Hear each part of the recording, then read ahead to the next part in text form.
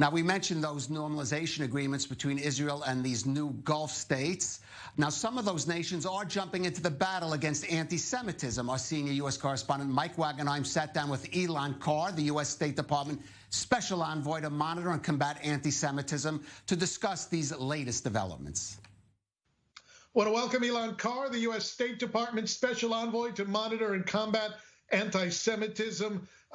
Just a door swung wide open for Israel and the Jewish community in the Arab world with the signing of the Abraham Accords, and the State Department wasting no time, Mr. Carr, signing an agreement with the Kingdom of Bahrain, an agreement with the Global Center for Peaceful Coexistence there to combat anti-Semitism. Tell me what this agreement entails.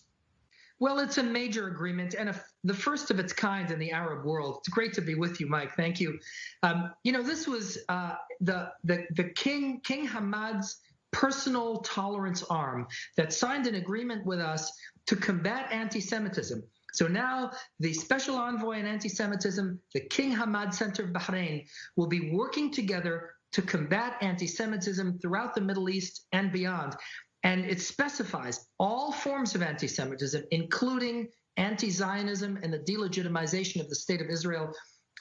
Also a first is that anti-Semitism is defined by reference explicitly to the International Holocaust Remembrance Alliance, or IHRA, definition of anti-Semitism. That's also a first in the Arab world, the use of the IHRA definition. So this is a groundbreaking moment, and we're so excited about the new Middle East that we're seeing, thanks to the leadership of President Trump and my boss, Secretary Pompeo. This is a different region, and we're seeing this incredible movement toward peace and philo-Semitism. Something about this agreement that stuck out at me, it was in the preamble. It said, Arabs and Jews are both Semitic peoples that are threatened by hatred or intolerance towards Semitic people. Oftentimes when we talk about anti-Semitism, some Arabs will say, well, we're Semitic too, so there's no way we can be anti-Semitic. And others say, well, that's just an easy way out the back door. But this really puts together Jews and Arabs as people of the same background, of the same heritage. And it's rare that you really see that in the Arab world. Is this just another sign of a kind of a new day in that region of the world? It is, for sure, and it's breathtaking. I mean, acknowledging the familial cousins of Jews and Arabs ethnically. We often talk about interfaith, and that's very important, Jews and Muslims. But here too, the agreement explicitly talks about the warm embrace of the ethnic cousins, the Jewish people and the Arab peoples. And so this is really a new day, and it's so important.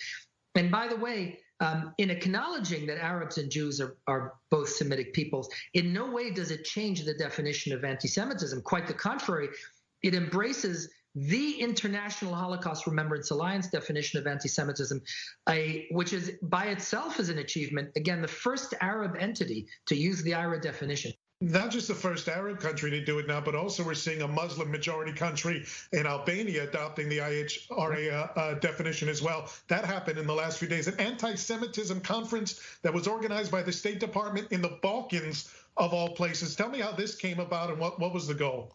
Well, it's stunning. I mean, it was organized by the Combat Anti-Semitism Movement and by the Jewish Agency for Israel.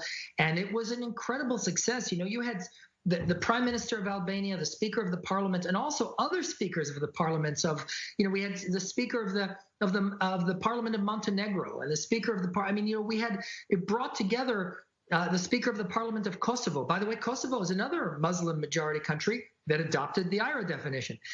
And so we really are seeing just an incredible blossoming of the relationship between Muslims and Jews globally, but also between Arabs and Jews in the Middle East. And this is so incredibly important. Mike, all of us, doesn't matter party and politics, right, left, conservative, liberal, all of us aspire and treasure and dream of peace. And here's what we're seeing. Thanks to the leadership of this administration, we're seeing real peace in the Middle East. I was at the White House for the signing of the Abraham Accords, and a senior Arab delegate, I don't want to say which country, came up to me and he said, "Don't think this will be a cold peace. We will do great things together." He practically hugged me. You get choked up. It is amazing what's happening. Elan Carr, the U.S. State Department Special Envoy to monitor and combat anti-Semitism. I want to thank you for joining us here on I-24 News. Thank you, Mike. Good to be with you. And still to come on the rundown.